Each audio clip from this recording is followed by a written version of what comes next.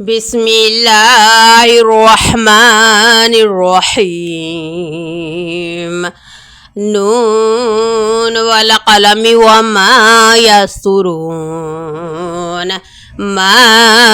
أنت بنعمة ربك بمجنون وإن لك لأجرا غير ممنون وإنك لعلى خلق عظيم فستبصر ويبصرون بأيكم المفتون إن ربك هو أعلم بمن ضل عن سبيله وهو أعلم بالمهتدين فلا تطع المكذبين ودوا لو تدهن فيدهنون ولا تطع كل حلاف مهين هماز مشاء بنميم مناع للخير معتد أثيم عتل بعد ذلك زنيم أن كان ذا مال وبنين إذا تتلى عليه آياتنا قال أساطير الأولين سنسمه على الخرطوم إنا بلوناهم كما بلونا أصحاب الجنة إذا قسموا لا يسرمنها مصبحين ولا يستثنون فطاف عليها طائفة من ربك وهم نائمون فأصبحت كالصريم فتنادوا مصبحين أن اغدوا على حرثكم إن كنتم صارمين فانطلقوا وهم يتخافتون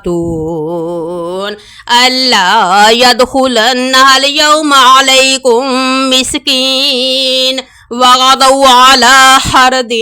قادرين فلما رأوها قالوا إنا لضالون بل نحن محرومون قال أوسطهم ألم أقل لكم لولا تسبحون قالوا سبحان ربنا إنا كنا ظالمين فأقبل بعضهم على بعض يتلاومون قالوا يا ويلنا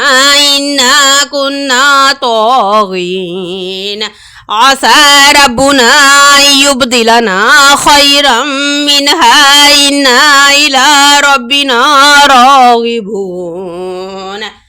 كذلك العذاب ولعذاب الآخرة أكبر لو كانوا يعلمون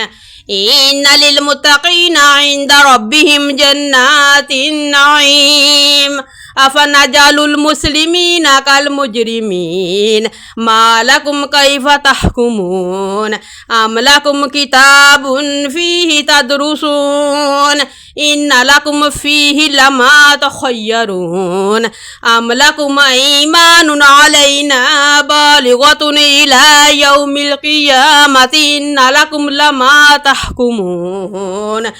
سألهم أيهم بذلك زعيم أم لهم شركاء فليأتوا بشركائهم إن كانوا صادقين يوم يكشف عن ساق ويدعون إلى السجود فلا يستطيعون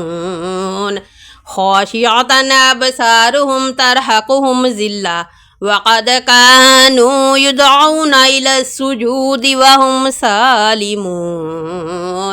فذرني ومن يكذب بهذا الحديث سنستدرجهم من حيث لا يعلمون وأملي لهم إن كيدي متين أم تسألهم أجرا فهم من مغرم